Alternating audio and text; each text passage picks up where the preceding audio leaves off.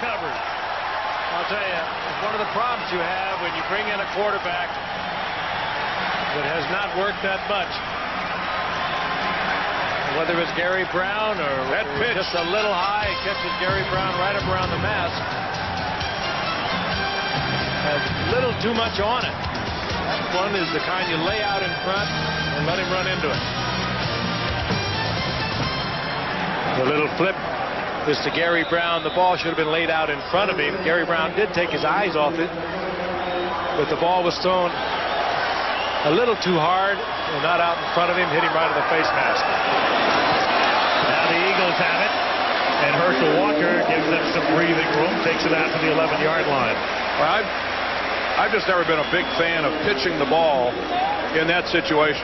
You've got a new quarterback who hasn't run that many plays. You've got a running back who's coming back from injury. This is his first game in a couple of weeks. And it's a tough play to run on the goal. I know they practice it over and over. It's not Kevin Gilbride's fault that they fumble the football. I'm just stating a personal preference. I've never been a big fan of pitching the ball in a goal line situation. 2nd and 4, and they give it to Herschel again, and he takes it out to the 14-yard line. It'll be 3rd and 1 with 8.5 to go in the 4th. You see Gary Brown, watch his eyes. Now he takes his eyes off the ball, and he's looking at the traffic ahead of him. But had that ball been laid in front of him and laid a little more softly, it wouldn't have mattered. We'll probably run this thing hundreds of times in practice. Perhaps not Tolliver and Gary Brown together. So that's one of the reasons probably that it's not a good call down here. That's the point. But boy, I'll tell you, 6 points and as many times as the Oilers have been down there threatening, that's not good. 3rd and 1, and Herschel again. So all of a sudden, Walker, who didn't carry the ball once last week in the Dallas game, but he did make 5 receptions, has carried 3 times in a row here, and that time off a block by the rookie Joe Panos. Yeah, they always get around to him, don't they? Come back to him. Very reliable. He'll hold on to the football for you. Panos 63 right there, the rookie taking out Eddie Robinson. Taking him out? Yeah, I'd say he took him out. Picked him up, spun him around, and tackled him and put him on the ground. From the 22-yard line, 1st down, Philadelphia. Walker again to the 26-yard line. Well, that's pretty obvious. Here we go. Kotine is going to try to grind this clock down. Montgomery doing his Hogan imitation.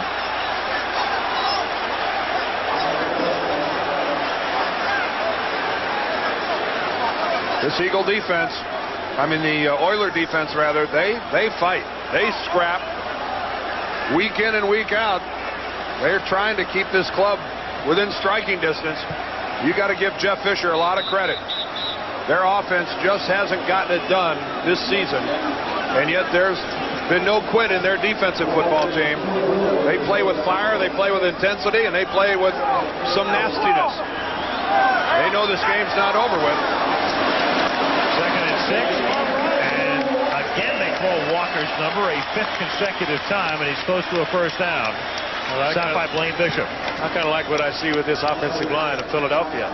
They're young, it's new, and you know they're in the huddle. They know if they control the clock at this point of the game, they got to win. It might be ugly, but they'll have a win. And they'll only be 1 behind Dallas. So they give it to the man who'll hold on to it, and they try to blow that tough defense out of there, and they're doing a pretty good job of it. But of all the things that have happened in Philadelphia in the last 5 years, their improvement of the offensive line is the single most important thing. They used to be horrible up front. 3rd and 1, Walker again, and they just hand it over to Herschel a 6th consecutive time. 1st down up at the 37-yard line. Of course, you got to understand something. Their offensive line ought to show some improvement.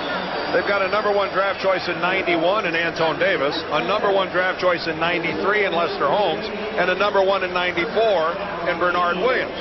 Now, there's Lester Holmes, who's been on the sideline, and he's been out since the very beginning of the game.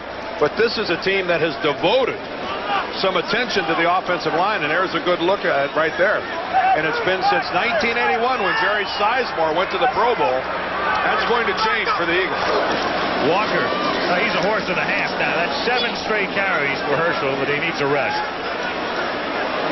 Horse and a half. I thought it was a hoss and a half. A horse and a half. There's no R in hoss.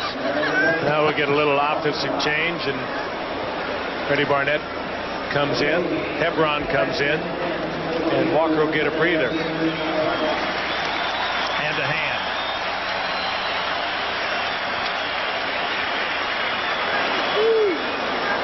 Not a bad time for a little play action. Eagles, meanwhile, doing a great job taking a lot of time off the clock. 2nd and 10. Hebron again. And Hebron fights his way up to the 45-yard line. It'll be 3rd down and a long 3. Good. This is good clock management now by Philadelphia, keeping that clock moving. And Houston has been forced to use timeouts along the way. In fact, the Oilers have used 2 of their timeouts, so they can only stop the clock once more, plus the 2-minute warning. It's incumbent now on the Oiler defense. So this is a very critical play right here. They convert here, the Eagles can take a lot more time off that clock. 3rd and a short 4.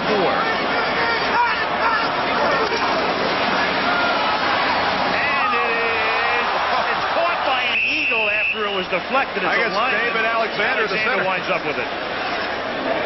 But they're short of the 1st down, and they're forced to kick. Houston coming with the blitz, and they get a man right in Cunningham's face. He had to force this in. Just ducked away from a shot that he was going to get. This hit right in the back hit James of Joseph. His own man, James Joseph. I think it hit him right in the ear hole. Thing hit him right. It looked like right on the shoulder pad of the side of the helmet. Brian Barker to punt. Mitch Berger was their draft choice punter, and he lasted 4 games, and they had to call for Barker's help. And it's Gibbons at the 17, and he goes into reverse. Tackled by Britt Hager. Hager does a nice job on the coverage and sends him back inside the 15-yard line. 3 minutes even. The Oilers have it. They're down by 8. They have 1 timeout and the 2-minute warning. Ball is at the 9-yard line. Interesting to see what defensive coordinator Bud Carson does here as we look at Gibbons and his travails at the 10-yard line. There cannot be a more difficult job in this game than returning punts. You wonder if Carson will stay with the blitz. Ever since Billy Joe Tolliver has come on, the Eagles have come with the blitz. Oilers now out of the gun. Tolliver, I think he was hit as he threw it, intended for Ernest Gibbons. William Fuller put the rush on. And no blitz there. Fuller just with good pass coverage. Tolliver trying to bounce around and hold on to the ball and get a late delivery. It's just Fuller breaking the block and getting in Tolliver's face. Good coverage by the secondary of Philadelphia.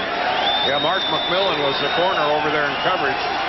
If that ball would have been thrown out there with something on it, he may have had a play on it. 2nd and 10. Billy Joe throws it out of bounds. Intended receiver was Haywood Jeffries. 3rd down. And it's a good thing he threw that one out of bounds, because I think Eric Allen was getting ready to step in front of that one. That was, I think, a conscious decision by Tolliver to throw that ball away. Eric Allen was all over Jeffries. So 3rd down.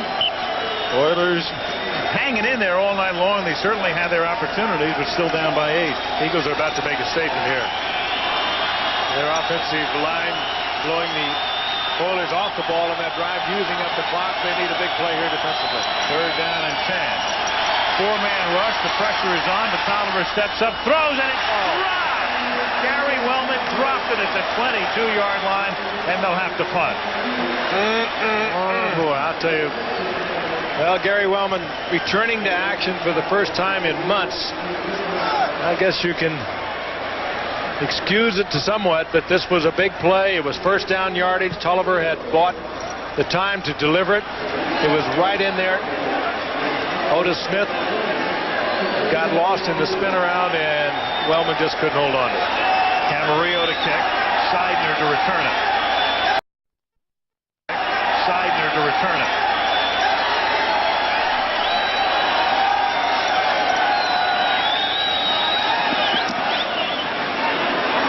Low liner. 42-yard kick. And Seidner takes it all the way down to the 32-yard line. Those low liners are the ones you can run right down their throat. They don't get the coverage downfield. You pop the initial line and you're gone. And now the Oilers, those timeouts will come back to haunt them now because they can only stop it once, plus once more at the 2-minute warning. 21-yard run back for Seidner. Here's a reminder, Saturday on ABC Sports, Colorado, Nebraska.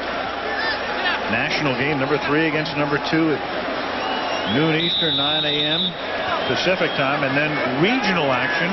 Ohio State, Penn State, highlighting regional coverage. If the game you'd like to see is not in your area, call your cable operator for the pay-per-view option. Well, that Penn State Ohio State game could be something.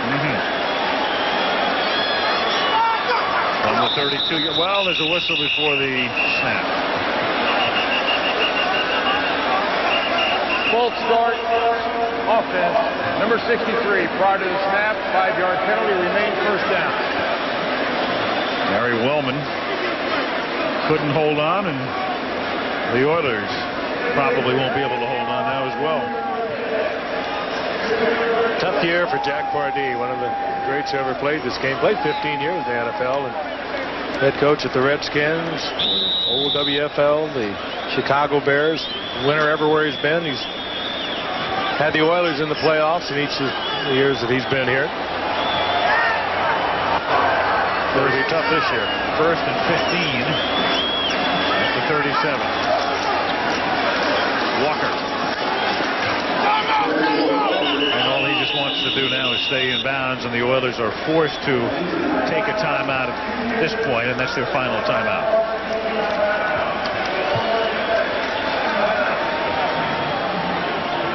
So the Eagles will run another play, and then the clock will stop at the 2-minute warning, and it'll be 3rd down.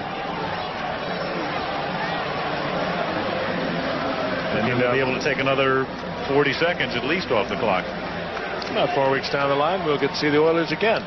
Against the New York Giants in the Astrodome on the 21st of November. Next week we will go to Chicago. It's always great to go into Soldier Field on a Monday night. The Green Bay Packers and the Chicago Bears, one of the classic rivalries.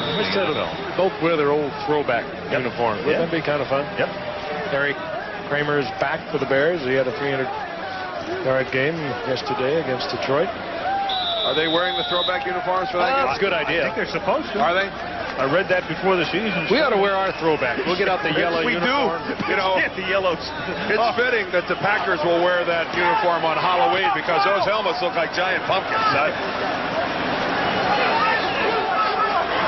2nd and 13. Well, Randall's going to put it up. And an incomplete. And the Oilers say thank you very much for stopping the clock with 2:27 to go in the 4th. What was that? I have no idea. He was not going to get it picked off for one. But the Oilers say Christmas has come on the 24th of October. Why would you put the ball in the air? Obviously, you put it in the air to try to complete it. Yeah, you could have taken that to the 2-minute warning. Well, absolutely. You stay on the ground, and then you're down at 2 minutes, and then it's 3rd down. And then it's 4th down with 1:20 or 1:15. Well. 3rd and 13. You better hurry, Randall. And the catch is made by James Joseph, and they got away with it. Touchdown. Oh, James Joseph, punt running, had a 34-yard touchdown last week against Dallas and does it again. Well, I guess it's okay to throw the ball on 2nd down as long as you throw a touchdown on 3rd down. Great strategy. Way to go, Zeke, Richie. Good calls. That's how it'll be remembered. Joseph circling out of the backfield. Very heady player, Joseph. Sees the coverage, breaks underneath it, then just breaks tackles. Again, Al Smith with the missed tackle. And it was Darrell Lewis with another one. Eddie Murray to tack on one more.